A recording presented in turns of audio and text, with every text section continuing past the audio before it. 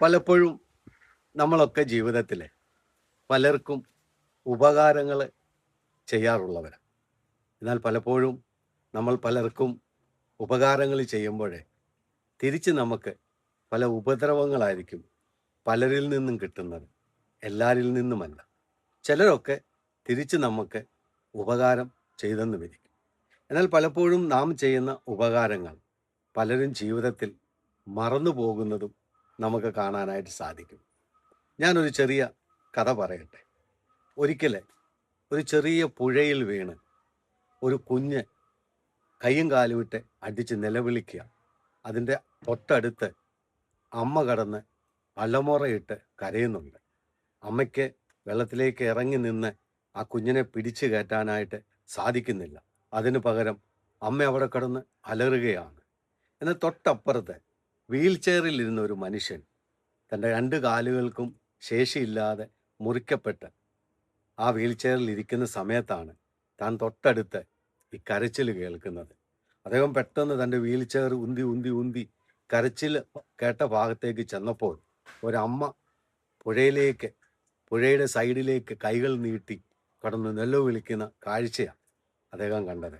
അദ്ദേഹം പിന്നെ ഒന്നും നോക്കിയില്ല.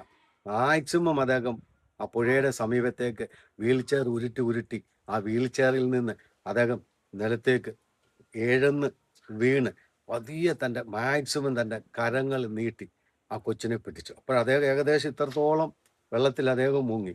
എങ്കിലും അദ്ദേഹത്തിന് സാധിക്കാവുന്ന രീതിയിൽ ഒരു കൈ തൻ്റെ സൈഡിൽ പിടിച്ചിട്ട് ആ കുഞ്ഞിനെ കരയ്ക്ക് പിടിച്ച് കയറ്റി.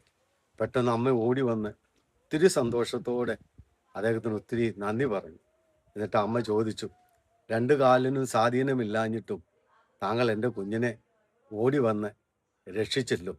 ഞാൻ താങ്കൾക്ക് എന്നും കടപ്പെട്ട വ്യക്തിയായിരിക്കുമെന്ന് പറഞ്ഞ് നന്ദി പ്രകാശിപ്പിച്ചു.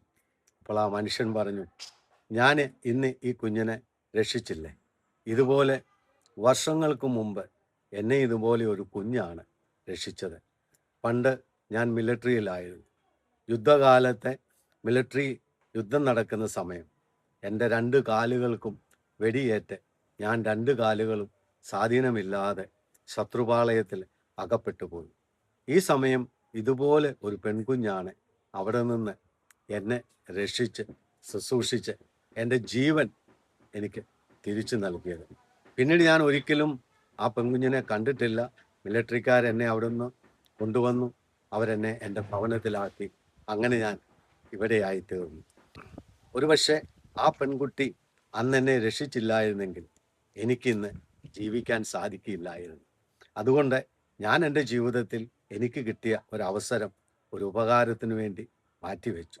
നമ്മൾ നമ്മുടെ ജീവിതത്തിൽ എവിടെയെങ്കിലും ആർക്കെങ്കിലും എപ്പോഴെങ്കിലും ഉപകാരങ്ങൾ ചെയ്യുമ്പോൾ ഒരുപക്ഷെ അവരിൽ നിന്ന് നമുക്ക് ലഭിക്കുന്നില്ല എങ്കിലും മറ്റെവിടെ നിന്നെങ്കിലും നമുക്ക് ലഭിക്കുമെന്നുള്ളത് തീർച്ചയാണ് എന്ന് ആ പട്ടാളക്കാരൻ ആ സ്ത്രീയോളെ പറഞ്ഞ് അത് മനസ്സിലാക്കി. അതേ സ്നേഹമുള്ളവരെ, നമ്മൾ ഒരുപക്ഷെ ജീവിതത്തിലെ ഉപകാരങ്ങൾ ചെയ്യുമ്പോൾ അത് ഒരുപക്ഷെ അവരിൽ നിന്ന് നമുക്ക് ലഭിച്ചു എന്ന് വരികയില്ല.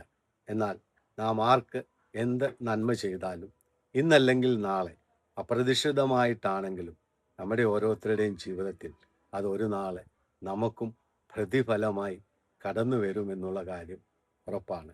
അതുകൊണ്ടാണ് ബൈബിളിൽ നമ്മളെ ഇങ്ങനെ ഓർമ്മപ്പെടുത്തുന്നത്, നന്മ ചെയ്യാൻ അവസരം കിട്ടുമ്പോൾ അത് നമ്മൾ ചെയ്യാതിരിക്കരുത് എന്ന് നമ്മെ ഓർമ്മപ്പെടുത്തുന്നത്. ദൈവം നിങ്ങളെ അനുഗ്രഹിക്കട്ടെ.